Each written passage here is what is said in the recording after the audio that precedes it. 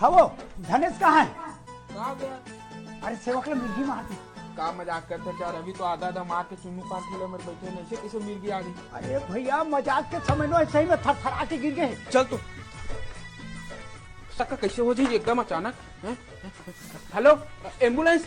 हाँ हाँ बाजार चौक शीतला पारा रायपुर जल्दी आ तू जल्दी। ए सेवक काका ए माटी तेल प्याज में मिर्गी मारते किथे जात माटी तेल ले काबे। अरे चप्पल से ये धनेश से देख। पिला पिला।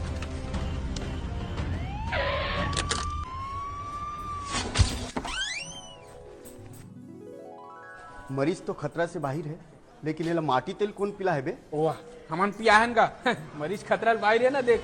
कमोर भतीजा डॉक्टर से कम है।